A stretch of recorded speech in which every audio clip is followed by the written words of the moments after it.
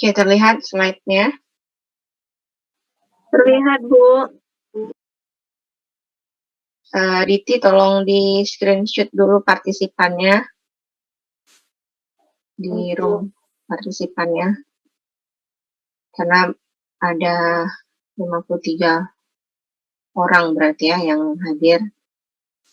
Di absennya ada absen pesertanya ada 59 orang. Ada 6 orang yang belum hadir.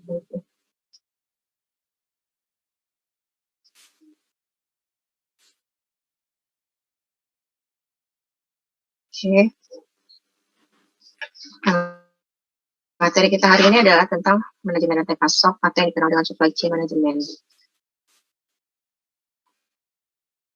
Nah, sebelum kita berbicara lebih jauh tentang SCM atau supply chain management, kita harus pahami terlebih dahulu bahwa ada 3 fungsi utama dalam satu organisasi bisnis yang harus dijalankan, ya kan, minimal 3 fungsi utama ini. Yang pertama adalah fungsi operasi, ya, di mana fungsi operasi ini berkaitan dengan penciptaan barang ataupun jasa yang dihasilkan oleh perusahaan tersebut. Lalu yang kedua adalah fungsi keuangan. Fungsi keuangan ini yang berkaitan dengan urusan pengelolaan keuangan baik di dalam perusahaan maupun kaitannya antara perusahaan dengan pihak luar, ya. Lalu yang ketiga adalah fungsi pemasaran. Nah, fungsi pemasaran ini berhubungan dengan pasar yang nantinya akan menjadi target dari produk yang dihasilkan oleh perusahaan tersebut. Nah, ruang lingkup manajemen operasional itu dalam fungsi operasi memerlukan adanya satu manajemen, ya, ataupun tindakan pengelolaan, ya.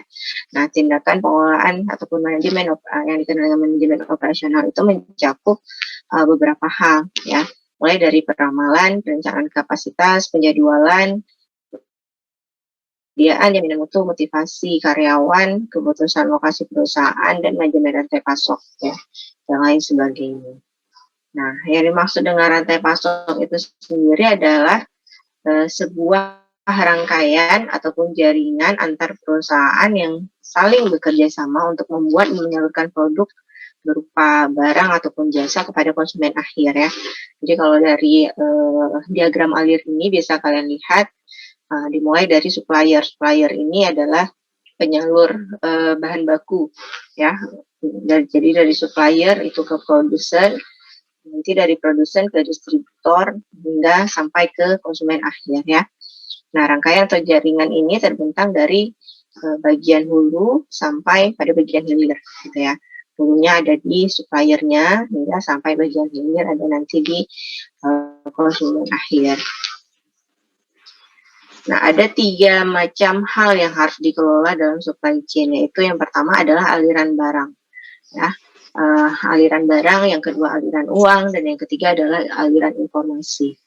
Nah, untuk aliran barang itu juga dari hulu ke hilir, ya. Contohnya bahan baku yang ada dari supplier dikirim ke pabrik, setelah produksi dikirim lalu ke distributor, pengecer, hingga ke konsumen akhir, gitu ya. Nah, lalu dengan aliran uang atau sejenisnya yang mengalir juga dari dari hilir ke hulu, gitu ya. Kalau tadi kan aliran barangnya dari hulu ke hilir dimulai dari supplier hingga ke konsumen akhir. Nah, aliran uangnya itu dari konsumen akhir dan mengalir seterusnya, gitu ya. Nah, yang ketiga adalah aliran informasi. Aliran informasi ini bisa terjadi dari hulu ke hilir ataupun sebaliknya. Nah, aliran informasi ini misalnya bisa berupa kalau dari supplier nanti yang disediakan itu adalah barang-barang ataupun ya bahan-bahan yang memang diperlukan oleh produsen, gitu ya. Nah, nanti lalu produsen itu selanjutnya akan mengirim ke distributor dengan spesifikasi produk sekian, gitu kan. Nah, jadi aliran informasi seperti itu. Nah, ini adalah struktur supply chain yang sederhana.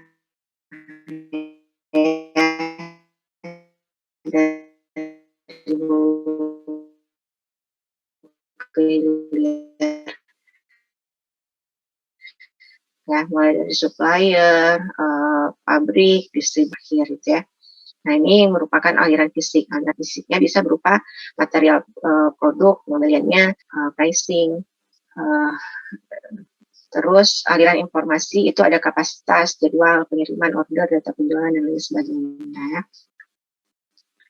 Nah, ini juga sebenarnya gambaran rantai pasoknya ya. Jadi dari hulu ke hilir, dari hilir ke hulunya itu ada finansial, material, informasi ya, sama ya sebenarnya. Cuma mungkin bentuknya yang berbeda ya. Kalau misalnya dari hulu ke hilir itu kan misalnya dari sisi aliran uang katakanlah. Nah, yang pertama itu misal bentuknya invoice. Nah, tapi setelah nanti barang atau produknya sudah dijual ke konsumen akhir, maka nantinya akan ada yang namanya pembayaran ya. Seperti itu. Nanti ini mungkin bisa kalian pahami kembali. Nah, dalam kondisi nyata ataupun kondisi di lapangan sebenarnya tidak sesederhana sebagaimana aliran yang digambarkan gitu ya. Aliran yang tadi itu. Nah, jadi ini ada satu contoh produk sederhana, misalnya ikan kaleng. Nah, kita harus mengidentifikasi terlebih dahulu pihak yang terlibat dalam supply chain untuk pengalengan ikan tersebut ya.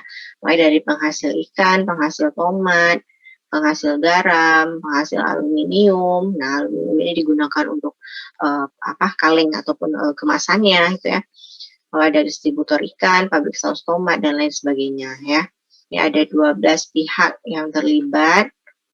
Nah, ini adalah gambarannya. Jadi nanti kan ada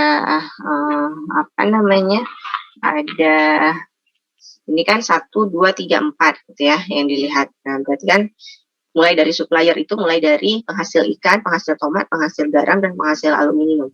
Nah, di masing-masing ini nantinya dia akan bergerak ke aliran selanjutnya ya, 5, 6, 7, 8 gitu ya. Nah, 5, 6, 7, 8 itu ada distributor ikan, pabrik saus tomat, distributor garam, dan pabrik kaleng. Nah, lalu nanti keempat ini akan selanjutnya masuk ke pabrik ikan kaleng. Nah, dari pabrik ikan kaleng, maka akan didistribusikan ke distributor ikan kaleng. Ya, ada 2 distributor ikan kaleng.